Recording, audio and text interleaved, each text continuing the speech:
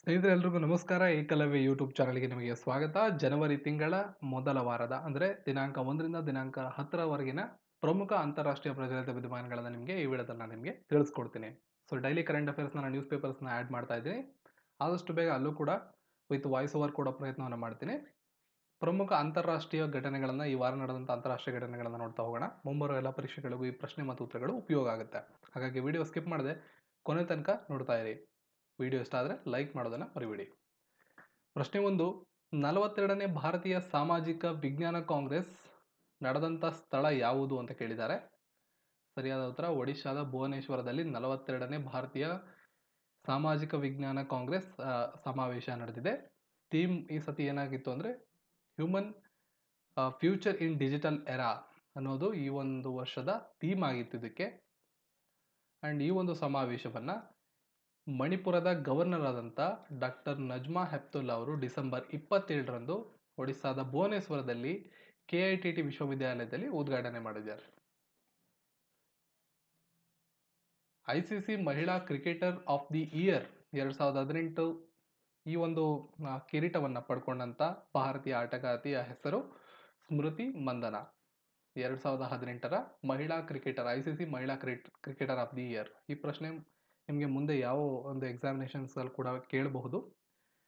2018ರ ವರ್ಷದ ಆಟಗಾರ್ತಿ ಅಂತ ಬೇಕಾದ್ರೂ ಕೇಳಬಹುದು. ಹೊಸದಾಗಿ ನೇಮಕಗೊಂಡಂತ ಮುಖ್ಯ ಮಾಹಿತಿ ಆಯುಕ್ತರು, ಸಿಐಸಿ ಅಂತ ಕರಿತೀವಿ. ಸರಿಯಾದಂತ ಉತ್ತರ ಸುಧೀರ್ ಭಾರ್ಗವ್ ಅವರು ಮುಖ್ಯ ಮಾಹಿತಿ ಆಯುಕ್ತರಾಗಿ ಆಯ್ಕೆಯಾಗಿದ್ದಾರೆ. ಮುಖ್ಯ ಮಾಹಿತಿ ಆಯುಕ್ತರು ಅಂದ್ರೆ ನಾವು ಸಿಐಸಿ ಅಂತ ಏನು ಅಂತ ನೋಡೋದಾದ್ರೆ ಚೀಫ್ ಇನ್ಫಾರ್ಮೇಶನ್ ಕಮಿಷನರ್ ಅಂತ ಕರಿತೀವಿ. ಇದು RTI ನಲ್ಲಿ ಬರ್ತಕ್ಕಂಥ ಹೈಯೆಸ್ಟ್ ಬಾಡಿ ಆಗಿರ್ತದೆ. ಹೈಯೆಸ್ಟ್ ಅಪಿಯಲ್ ಬಾಡಿ ಅಂಡರ್ RTI ಬರ್ತಕ್ಕಂಥ ಒಂದು ಬಾಡಿ ಆಗಿರ್ತದೆ CIC. ಇದಕ್ಕೆ ಸುಧೀರ್ ಭಾರ್ಗವ್ ಅವರು ಅಧ್ಯಕ್ಷರಾಗಿ ಆಯ್ಕೆಯಾಗಿದ್ದಾರೆ. ಟೆಸ್ಟ್ ಸರಣಿಯಲ್ಲಿ 20 ಕ್ಯಾಚ್ಗಳನ್ನು ಪಡೆದ ಮೊದಲ ಭಾರತೀಯ ವಿಕೆಟ್ ಕೀಪರ್ ಯಾರು? ಸರಿಯಾದಂತ ಉತ್ತರ ರಿಷಬ್ ಪಂತ್. ಇದು ಕೂಡ ಮುಂಬರುವ ಪರೀಕ್ಷೆಗಳಲ್ಲಿ ಎಲ್ಲಿ ಬೇಕಾದ್ರೂ ಕೇಳಬಹುದಾದಂತ ಪ್ರಶ್ನೆ.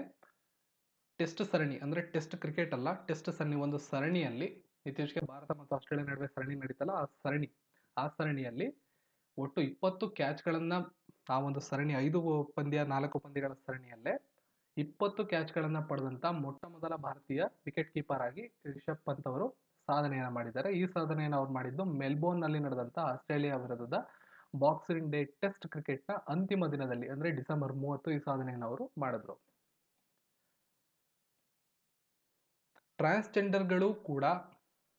ಟ್ರಾನ್ಸ್ಜೆಂಡರ್ಗಳು ಐಪಿಸಿಯ ಯಾವ ವಿಭಾಗದಲ್ಲಿ ಲೈಂಗಿಕ ಕಿರುಕುಳ ಪ್ರಕರಣವನ್ನ ದಾಖಲು ಮಾಡಬಹುದು?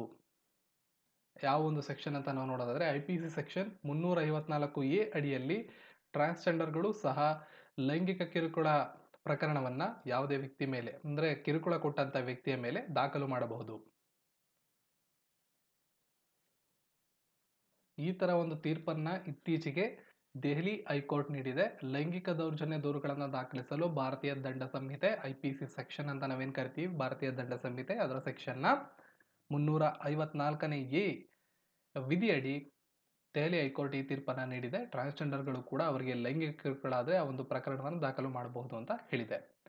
ಬಾಹ್ಯಾಕಾಶ ವಿಜ್ಞಾನ ಚಟುವಟಿಕೆಗಳಲ್ಲಿ ತೊಡಗಿಸಿಕೊಳ್ಳಲು ವಿದ್ಯಾರ್ಥಿಗಳೊಂದಿಗೆ ಇಸ್ರೋ ಇತ್ತೀಚೆಗೆ ನಡೆಸಿದಂತ ಒಂದು ನೂತನ ಪ್ರಯತ್ನದ ಹೆಸರೇನು?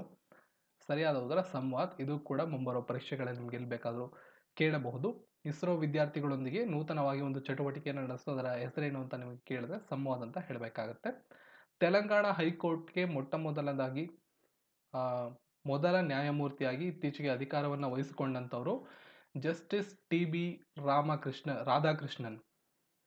ಟಿ ಅಂದ್ರೆ ತೊಟ್ಟಳ್ಳಿ, ಜಸ್ಟಿಸ್ ತೊಟ್ಟಳ್ಳಿ B ರಾಧಾಕೃಷ್ಣನ್ ಅವರು ತೆಲಂಗಾಣದ ಮೊದಲ ಮುಖ್ಯ ನ್ಯಾಯಮೂರ್ತಿಯಾಗಿ ಅಧಿಕಾರವನ್ನು ಸ್ವೀಕರಿಸಿದ್ದಾರೆ. ಆ ಒಂದು ಕಾರಣದಿಂದ ತೆಲಂಗಾಣ ಹೈಕೋರ್ಟ್ನ ಮೊದಲ ಮುಖ್ಯ ನ್ಯಾಯಮೂರ್ತಿಯಾಗಿ ಆಯ್ಕೆಯಾಗಿರೋದ್ರಿಂದ ಈ ಪ್ರಶ್ನೆ ಕೂಡ ಮುಂಬರುವ ಎಲ್ಲ ಸ್ಪರ್ಧಾತ್ಮಕ ಪರೀಕ್ಷೆಗಳಿಗೂ ಕೂಡ ಉಪಯೋಗ ಆಗುತ್ತೆ. ಇತ್ತೀಚೆಗೆ ಲಿಂಗ ಸಮಾನತೆಯನ್ನು ಎತ್ತು ಹಿಡಿಯಲು 520 ಕಿಲೋಮೀಟರ್ ಉದ್ದದ ಗೋಡೆಯನ್ನು ನಿರ್ಮಿಸಿದ ಮಹಿಳೆಯರು ಯಾವ ರಾಜ್ಯದವರು? ಸರಿಯಾದಂತ ಉತ್ತರ ಕೇರಳ. ಬ್ರೆಜಿಲ್ಗೆ ಹೊಸದಾಗಿ ಆಯ್ಕೆಯಾದ ಅಧ್ಯಕ್ಷರು ಯಾರು? ಅಥವಾ ಬ್ರೆಜಿಲ್ ದೇಶದಲ್ಲಿ ನೂತನವಾಗಿ ಆಯ್ಕೆಯಾದಂತ ಅಧ್ಯಕ್ಷರ ಹೆಸರೇನು? ಸರಿಯಾದಂಥ ಉತ್ತರ ಜಾಯೆಲ್ ಬಾಲ್ಸೊರೋರೋ. ಜನವರಿ 1, 2019ರಂದು ಇವರು ಬ್ರೆಜಿಲ್ ದೇಶಕ್ಕೆ 4 ವರ್ಷಗಳ ಅವಧಿಗೆ ಅಧ್ಯಕ್ಷರಾಗಿ ಪ್ರಮಾಣ ವಚನವನ್ನು ಸ್ವೀಕರಿಸಿದ್ದಾರೆ. ಸೋಷಿಯಲ್ ಲಿಬರಲ್ ಪಾರ್ಟಿಯ ಸದಸ್ಯರಾಗಿದ್ದಾರೆ ಇವರು. ಇತ್ತೀಚೆಗೆ ಯುನೆಸ್ಕೋದಿಂದ ಯಾವ ರಾಷ್ಟ್ರಗಳು ಅಧಿಕೃತವಾಗಿ ಹೊರಬಂದಿವೆ? ಈ ಪ್ರಶ್ನೆ ಕೂಡ ಖಂಡಿತವಾಗ್ಲೂ ನಿಮಗೆ 2009ರಲ್ಲಿ ಯಾವುದೇ ಎಕ್ಸಾಮಿನೇಷನ್ಸ್ ಅಲ್ಲೂ ಬರುವಂತ ಸಾಧ್ಯತೆಗಳು ಹೆಚ್ಚಿದೆ. ಯುನೆಸ್ಕೋದಿಂದ ಹೊರಬಂದಂತ ಇತ್ತೀಚೆಗೆ ರೀಸೆಂಟ್ ಆಗಿ ಹೊರಬಂದಂತ 2 ರಾಷ್ಟ್ರಗಳು, ಒಂದು ಅಮೆರಿಕ, ಇನ್ನೊಂದು ಇಸ್ರೇಲ್. ಯುನೆಸ್ಕೋ ಅಂದ್ರೆ ನಿಮಗೆಲ್ಲ ಗೊತ್ತಿರ್ಬೋದು, ವಿಶ್ವಸಂಸ್ಥೆಯ ಶೈಕ್ಷಣಿಕ, ವೈಜ್ಞಾನಿಕ, ಸಾಂಸ್ಕೃತಿಕ ಸಂಸ್ಥೆ, United Nations educational, scientific and cultural organisation. ಇದ್ರ ಬಗ್ಗೆ ಹೆಚ್ಚಿನ ಮಾಹಿತಿನ ನೀವು ಗೂಗಲಲ್ಲಿ ಸರ್ಚ್ ಮಾಡಿ ಪಡ್ಕೋಬಹುದು. ಏನಕ್ಕೆ ಅದು ಆಚೆ ಬಂತು, ಅದಕ್ಕೆಲ್ಲ ಕಾರಣಗಳೇನು, ಯಾವಾಗ ಈ ಪ್ರೋಸೆಸ್ ಶುರುವಾಯಿತು ಅದನ್ನೆಲ್ಲ ನೀವು ತಿಳ್ಕೊಬಹುದು.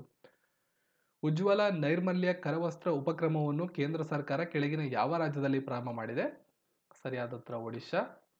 ಈ ಕಾರ್ಯಕ್ರಮವನ್ನು ಉದ್ಘಾಟನೆ ಮಾಡಿದಂಥವರು ಕೇಂದ್ರ ಪೆಟ್ರೋಲಿಯಂ ಸಚಿವರಾದಂಥ ಧರ್ಮೇಂದ್ರ ಪ್ರಧಾನ್ ಅವರು ಒಡಿಶಾದಲ್ಲಿ ಈ ಕಾರ್ಯಕ್ರಮವನ್ನು ಉದ್ಘಾಟನೆ ಮಾಡಿದ್ದಾರೆ. ಒಡಿಶಾದ ಭುವನೇಶ್ವರದಲ್ಲಿ ಈ ಒಂದು ಕಾರ್ಯಕ್ರಮದ ಉದ್ಘಾಟನೆ ಆಯಿತು. ರೈಲ್ವೆ ಮಂಡಳಿಯ ಹೊಸ ಅಧ್ಯಕ್ಷರಾಗಿ ನೇಮಕಗೊಂಡವರು ಮುಂದೆ ಬರುವ ಎಲ್ಲ ರೈಲು ಪರೀಕ್ಷೆಗಳಲ್ಲಿ ಮತ್ತು ಕರ್ನಾಟಕದ ಪರೀಕ್ಷೆಗಳಲ್ಲೂ ಕೂಡ ಬರುವಂತಹ ಸಾಧ್ಯತೆಗಳಿದೆ. ವಿನೋದ್ ಕುಮಾರ್ ಯಾದವ್ ಅವರು ರೈಲ್ವೆ ಮಂಡಳಿಗೆ ನೂತನ ಅಧ್ಯಕ್ಷರಾಗಿ ಆಯ್ಕೆಯಾಗಿದ್ದಾರೆ. ಭಾರತೀಯ ವಿಜ್ಞಾನ ಕಾಂಗ್ರೆಸ್ನ 106ನೇ ಆವೃತ್ತಿಯ ವಿಷಯ ಅಂದ್ರೆ ಧ್ಯೇಯವಾಕ್ಯ ಏನು? ಭವಿಷ್ಯದ ಭಾರತ, ವಿಜ್ಞಾನ ಮತ್ತು ತಂತ್ರಜ್ಞಾನ ಅನ್ನೋದು ಧ್ಯೇಯವಾಕ್ಯ. In the sense future India, science and technology. ಇದನ್ನ ನೀವು ನೆನ್ಪಿಟ್ಕೊಂಡ್ರೆ ಸಾಕು. Future India, science and technology ಅನ್ನೋದು 2006ರ ಭಾರತೀಯ ವಿಜ್ಞಾನ ಕಾಂಗ್ರೆಸ್ನ ಧ್ಯೇಯವಾಕ್ಯ ಆಗಿದೆ. ಈ ಒಂದು ವಿಜ್ಞಾನ ಕಾಂಗ್ರೆಸ್ ನಡೆದಿದ್ದು ಪಂಜಾಬ್ನ ಜಲಂಧರ್ನಲ್ಲಿರುವಂತಹ ಲವ್ಲಿ ಪ್ರೊಫೆಷನಲ್ ಯೂನಿವರ್ಸಿಟಿಯಲ್ಲಿ ಜನವರಿ 3, 2019ರಂದು ನಡೆಯಿತು. ನರೇಂದ್ರ ಮೋದಿ ಅವರು, ನಮ್ಮ ದೇಶದ ಪ್ರಧಾನಮಂತ್ರಿಗಳು, ಇದನ್ನ ಉದ್ಘಾಟನೆ ಮಾಡಿದ್ರು. ಯಾವ ದಿನಾಂಕದಂದು 2019 ಅಂತ ಆಗಬೇಕು, ವಿಶ್ವ ಬ್ರೈಲ್ ದಿನವನ್ನು ಆಚರಣೆ ಮಾಡ್ತಾರೆ? ಇಸ್ವಿಗಳೇನೇ ಬದಲಾಗ್ಲಿ, ಜನವರಿ 4 ಪ್ರತಿ ವರ್ಷ ವಿಶ್ವ ಬ್ರೈಲ್ ದಿನವನ್ನು ಆಚರಣೆ ಮಾಡ್ತೀವಿ. ಬ್ರೈಲಿ ಸಂಶೋಧಕರಾದಂತಹ ಲೂಯಿಸ್ ಬ್ರೈಲಿ ಅವರ ಜನ್ಮ ವಾರ್ಷಿಕೋತ್ಸವವನ್ನು ನೆನ್ಪಿಟ್ಕೊಳ್ಳೋದಕ್ಕೋಸ್ಕರ ಪ್ರತಿ ವರ್ಷ ನಾವು ಜನವರಿ 4 ವರ್ಲ್ಡ್ ಬ್ರೈಲಿ ಡೇ ಅಂತ ಆಚರಣೆ ಮಾಡ್ತೀವಿ. 2019ರ ಭಾರತೀಯ ಪನೋರಮಾ ಚಲನಚಿತ್ರೋತ್ಸವ ಯಾವ ಸ್ಥಳದಲ್ಲಿ ನಡೆಯಲಿದೆ? ಸೊ ಆಲ್ರೆಡಿ ನಡೆದಿರೋದ್ರಿಂದ ನಡೆಯಿತು ಅಂತ ಹೇಳ್ಬೋದು. ಸರಿಯಾದ ಉತ್ತರ ನವದೆಹಲಿ. ಭಾರತೀಯ ಪನೋರಮಾ ಚಲನಚಿತ್ರೋತ್ಸವ ಜನವರಿ 4ರಿಂದ ನವದೆಹಲಿಯ ಸಿರಿಪೋರ್ಟ್ ಆಡಿಟೋರಿಯಂನಲ್ಲಿ ಪ್ರಾರಂಭ ಆಗಿದೆ. 10 ದಿನಗಳ ಕಾಲ ಈ ಒಂದು ಕಾರ್ಯಕ್ರಮ, ಈ ಒಂದು ಉತ್ಸವ ನಡೀತದೆ. LIC ಅಧ್ಯಕ್ಷರಾಗಿ ನೇಮಕಗೊಂಡಂಥವ್ರು ಯಾರು? ಇದು ಕೂಡ ಬ್ಯಾಂಕಿಂಗ್ ಸೆಕ್ಟರ್ ಅಲ್ಲಿ ಇಂಪಾರ್ಟೆಂಟ್ ಆಗುವಂಥ ಪ್ರಶ್ನೆ. ಹೇಮಂತ್ ಭಾರ್ಗವ್ ಅವರು life insurance corporation of India ಇದಕ್ಕೆ ನೂತನ ಅಧ್ಯಕ್ಷರಾಗಿ ಆಯ್ಕೆಯಾಗಿದ್ದಾರೆ. ಪಾಕಿಸ್ತಾನದ ಹೊಸ ಮುಖ್ಯ ನ್ಯಾಯಾಧೀಶರಾಗಿ ಇತ್ತೀಚೆಗೆ ನೇಮಕಗೊಂಡಂಥವರ ಹೆಸರು? ಇದು ಕೂಡ ಅಂತಾರಾಷ್ಟ್ರೀಯ ಪ್ರಚಲಿತ ವಿದ್ಯಮಾನಗಳಲ್ಲಿ ಇಂಪಾರ್ಟೆಂಟ್ ಆದಂಥ ಪ್ರಶ್ನೆ. ಆಸಿಫ್ ಸಯೀದ್ ಖೋಸಾ ಅವರು ಪಾಕಿಸ್ತಾನದ ಹೊಸ ಮುಖ್ಯ ನ್ಯಾಯಾಧೀಶರಾಗಿ ಆಯ್ಕೆಯಾಗಿದ್ದಾರೆ. ಉಷ್ಣವಲಯದ ಚಂಡಮಾರುತವಾದಂಥ ಪಬುಕ್ ಇತ್ತೀಚೆಗೆ ಯಾವ ದೇಶದಲ್ಲಿ ಸಂಭವಿಸಿದೆ? ಇದು ಕೂಡ ಮುಂಬರುವ ಪರೀಕ್ಷೆಗಳಲ್ಲಿ ಉಪಯೋಗ ಆಗಬಹುದಾದಂಥ ಪ್ರಶ್ನೆ.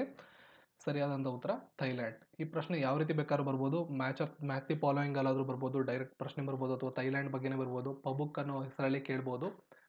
ಸೊ ಇತ್ತೀಚಿನ ಒಂದು 2-3 ತಿಂಗಳ ಪ್ರಚಲಿತ ವಿದ್ಯಮಾನಗಳನ್ನು ಗಮನಿಸಿದ್ರೆ ಈ ಒಂದು ಪ್ರಶ್ನೆ ಕೂಡ ಮುಂದೆ ಬರಬಹುದು.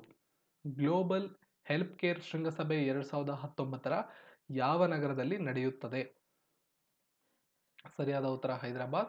13ನೇ ಆವೃತ್ತಿಯ ಗ್ಲೋಬಲ್ ಹೆಲ್ತ್ ಕೇರ್ ಶೃಂಗಸಭೆ ತೆಲಂಗಾಣ ಹೈದರಾಬಾದ್ನಲ್ಲಿ ಜುಲೈ 21ರಿಂದ ಜುಲೈ 24, 2019ರಂದು ನಡೆಯುತ್ತದೆ.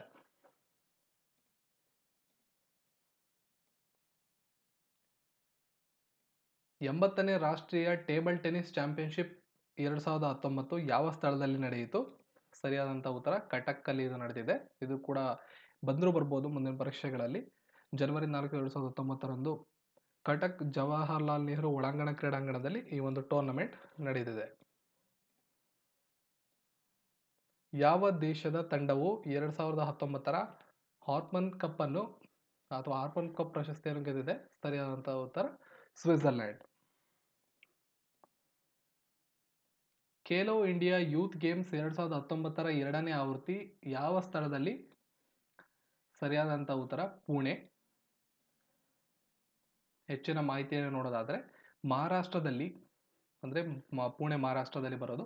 ಮಹಾರಾಷ್ಟ್ರದಲ್ಲಿ ಖೇಲೋ ಇಂಡಿಯಾ ಯೂತ್ ಗೇಮ್ಸ್ 2019ರ 2ನೇ ಆವೃತ್ತಿಯನ್ನು ಪುಣೆಯಲ್ಲಿ ಆಯೋಜನೆ ಮಾಡಲಾಗಿತ್ತು. ಜನವರಿ 9ರಂದು ವಿದ್ಯಾರ್ಥಿಗಳ ನಗರ ಅಂತ ನಾವೇನು ಕರಿತೀವಿ ಪುಣೆ, ಅಲ್ಲಿ ಒಂದು ಯೂತ್ ಗೇಮ್ಸ್ ಪ್ರಾರಂಭ ಆಗಿದೆ. ದಿನಪತ್ರಿಕೆಗಳನ್ನು ನೀವು ನೋಡ್ತಾ ಇದ್ರೆ ಇದ್ರ ಬಗ್ಗೆ ಅಪ್ಡೇಟ್ಸ್ ನಿಮಗೆ ಸಿಗ್ತಾ ಇರ್ತದೆ. ಯಾವ ಭಾರತೀಯ ಮೂಲದ ವ್ಯಕ್ತಿ IMFನಲ್ಲಿ ಮೊದಲ ಮಹಿಳಾ ಅರ್ಥಶಾಸ್ತ್ರಜ್ಞೆಯಾಗಿ ಸೇರಿಕೊಂಡಿದ್ದಾರೆ? ಈ ಪ್ರಶ್ನೆ ಕಂಪಲ್ಸರಿ 2019ರ ಮೋಸ್ಟ್ ಇಂಪಾರ್ಟೆಂಟ್ ಪ್ರಶ್ನೆ ಇದು. IMFಗೆ ಆಯ್ಕೆಯಾದಂಥ ಮೊಟ್ಟ ಮೊದಲ ಮಹಿಳಾ ಅರ್ಥಶಾಸ್ತ್ರಜ್ಞೆ ಯಾರು? ಸೊ ಸರಿಯಾದಂಥ ಉತ್ತರ ಪ್ರೊಫೆಸರ್ ಗೀತಾ ಗೋಪಿನಾಥ್ ಅವರು. 100% ಯಾವುದೇ ಒಂದು ಎಕ್ಸಾಮಿನೇಷನ್ಸ್ ಅಲ್ಲಿ ಇದು ಬರೋ ಸಾಧ್ಯತೆಗಳು ಜಾಸ್ತಿ ಇರುತ್ತೆ. ಮೊದಲ ಗ್ಲೋಬಲ್ ಏವಿಯೇಷನ್ ಶೃಂಗಸಭೆ, ಇದರ ಧ್ಯೇಯವಾಕ್ಯವೇನು ಅಂತ ಕೇಳಿದ್ದಾರೆ. ಫ್ಲೈಯಿಂಗ್ ಫಾರ್ ಆಲ್ ಅನ್ನೋದು ಇದರ ಧ್ಯೇಯವಾಕ್ಯ.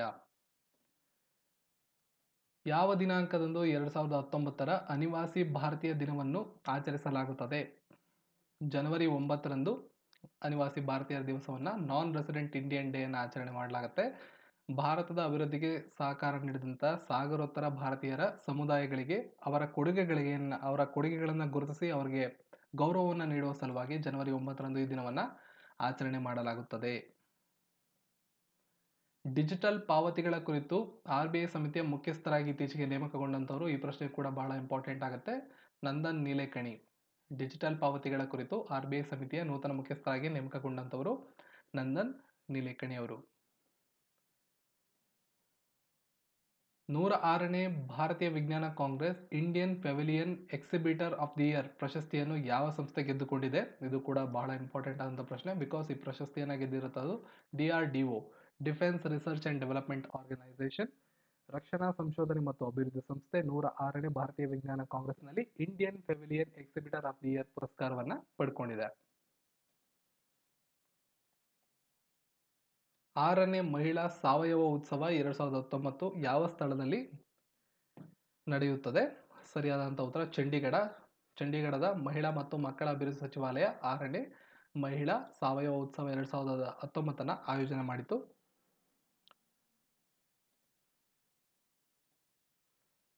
ನಲ್ಸಾ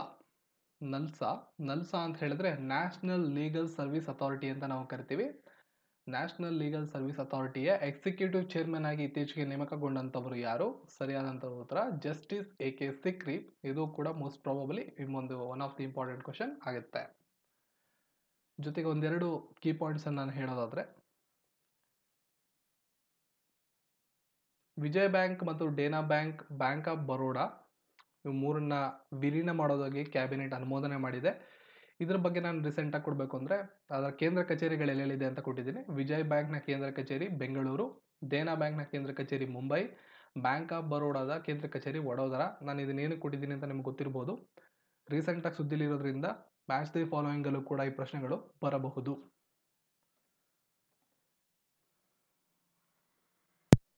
ಸೊ ನಿಮಗೆ ಈ ಮಾಹಿತಿಗಳೇನಾದರೂ ಇಷ್ಟ ಆಗಿದ್ರೆ ವಿಡಿಯೋಗೊಂದು ಲೈಕ್ ಕೊಡಿ, ಜೊತೆಗೆ ನಿಮ್ಮ ಸ್ನೇಹಿತರ ಜೊತೆ ಶೇರ್ ಮಾಡಿ, ನಮ್ಮ ಚಾನಲ್ನ ಸಬ್ಸ್ಕ್ರೈಬ್ ಮಾಡಿ. ಯಾವುದೇ ರೀತಿಯ ತಪ್ಪು ಮಾಹಿತಿ ಏನಾದರೂ ಇದೆ ಅನಿಸಿದ್ರೆ ನಾನೆಲ್ಲ ಚೆಕ್ ಮಾಡಿಕೊಟ್ಟಿದ್ದೀನಿ. ಒಂದು ಪಕ್ಷ ಯಾವುದಾದ್ರೂ ಮಾಹಿತಿ ತಪ್ಪಿದೆ ಅಂತ ಹೇಳಿದ್ರೆ ನೀವು ಕಮೆಂಟ್ ಮಾಡ್ಬೋದು. ನಿಮ್ಮ ಅಭಿಪ್ರಾಯಗಳು, ಅನಿಸಿಕೆಗಳೇನಿದ್ರು ಕೂಡ ನನಗೆ ಕಮೆಂಟ್ ಮಾಡಬಹುದು. ಎಲ್ಲರಿಗೂ ಧನ್ಯವಾದಗಳು.